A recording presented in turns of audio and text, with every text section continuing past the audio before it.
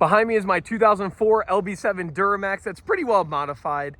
Today we're going to be taking this G8, oh, where's that? There it is, down to Columbus, about a 2-hour road trip one way and then 2 hours back home. And I figured I'd record and let you guys know how this thing does, gas mileage, towing, all that good stuff. I'm actually delivering this down to the buyer of the car, so it should be a fun little journey. Already got the trailer hooked up and everything, just got to load the car up and we are on our way. We should have a pretty good cold start. Truck's been sitting for about a week, so there she is. She didn't want to start for a second, but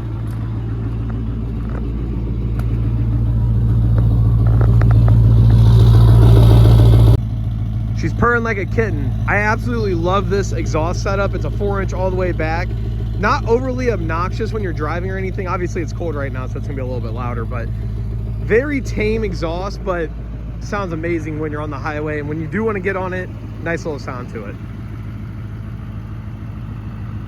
Now, for those of you guys who are new to the channel, I'm Dylan from Redline. Welcome. I'm an automotive content creator here on YouTube. I post everything from all wakes, all builds. I got that Duramax. I have this manual S4. I have a turbo Fox body and a turbo K-Series Miata. So a bunch of cool stuff here on the channel. If any of that stuff sounds like something that might float your boat, feel free to like, comment, subscribe, stick around. I am going to be posting a lot more of the Duramax, a lot more of this S4, and come springtime, a lot of the Fox body and Miata. So if that sounds like anything you're interested in, stick around.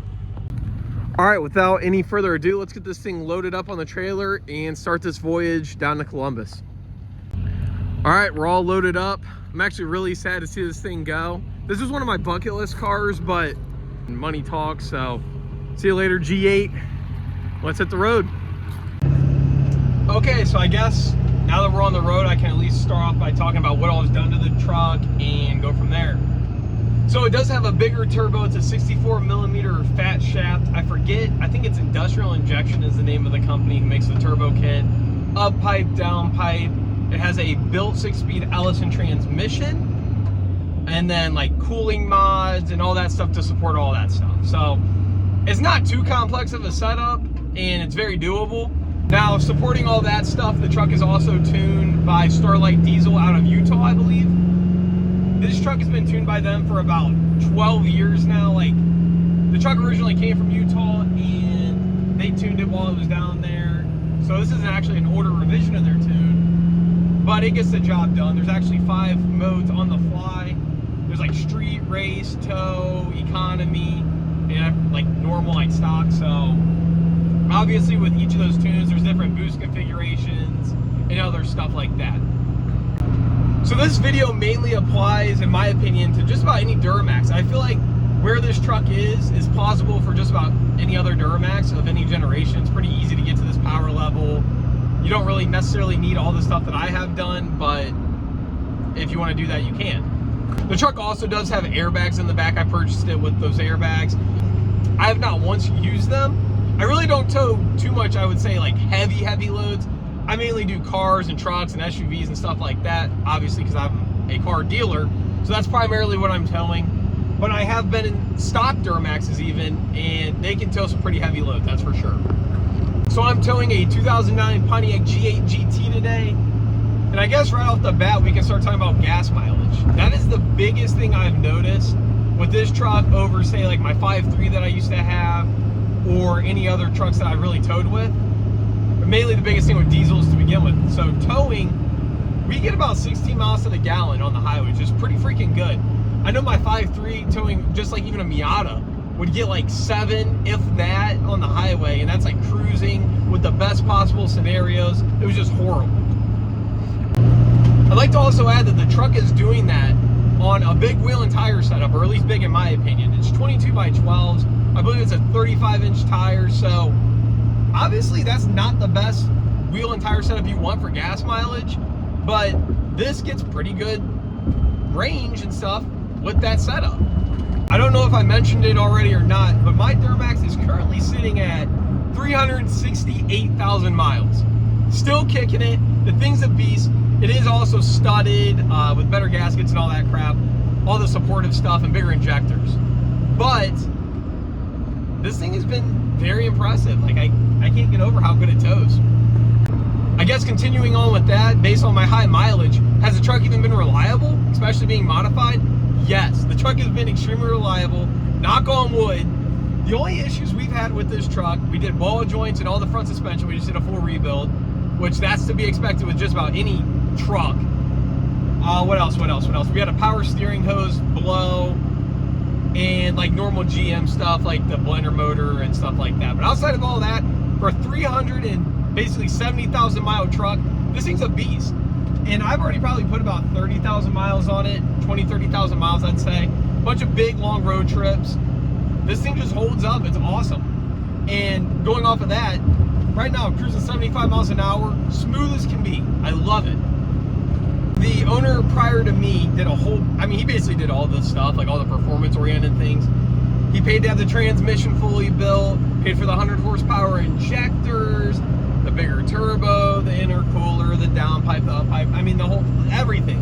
If you can think of it for this truck, it's done. The whole fueling system revamped, like, it's got a very nice setup. The funny thing is, when I was buying this truck, I actually bought it at a dealer auction.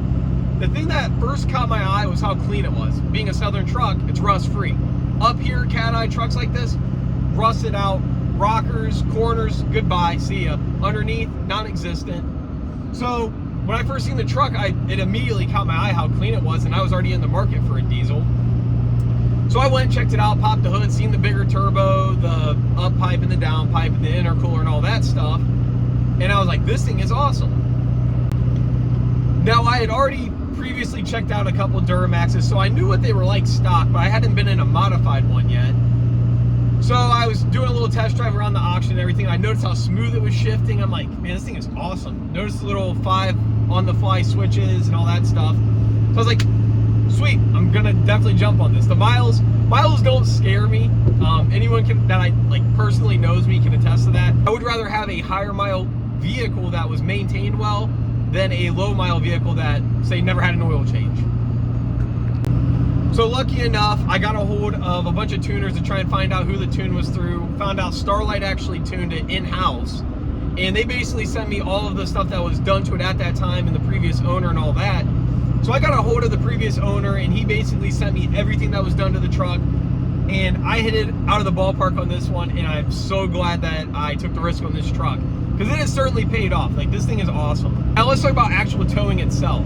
These things are beasts, plain and simple. If you're only towing like cars or say even like a dump trailer or something, this truck will get it done. There's no ifs, ands, or buts about it. Like, I'm towing this G8, it's probably around 4,000 pounds. I can't even feel it. Realistically, I cannot feel it back there at all. I am in the tow tune right now, but like any car you don't really feel, SUVs you don't feel, trucks you don't feel.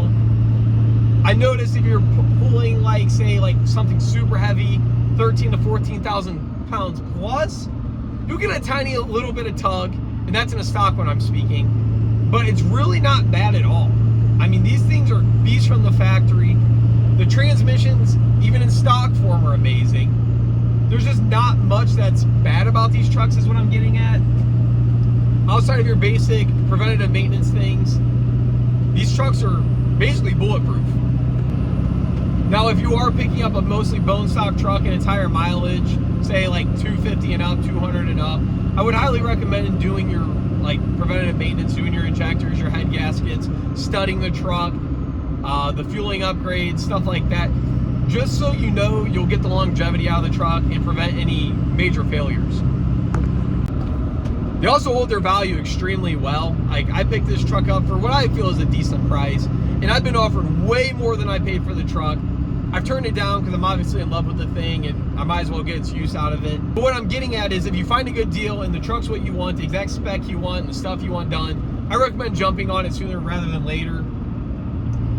I feel in the next few years, as more of these trucks get rusted out and whatever, they're just going to keep climbing, especially if it's a clean example. I'd say the only downside to these trucks is when it's time to fill up the truck. It obviously sucks. Diesel right now is very expensive, at least here in Ohio. I'm sure it is elsewhere. We're pushing $6 to the gallon, which people in California hear that and they're like, oh, that's cheap. But here in Ohio, that's just ridiculous. And this truck has a 50-gallon tank, so it gets expensive real quick, but that's to be expected.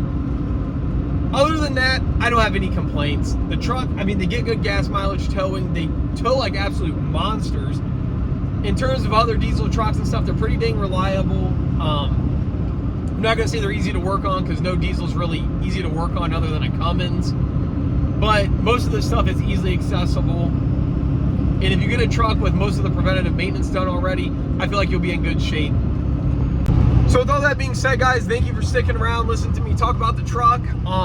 More videos coming with this thing. I've been trying to think of more videos to actually film with the truck, but there's not really too much. I'm more of a car-oriented channel, but I guess I can go over all the mods more in depth, power, torque, all that stuff, and basically give you guys the whole rundown of the truck and what I plan to do with it and all that stuff in the future. So look forward to that in an upcoming video.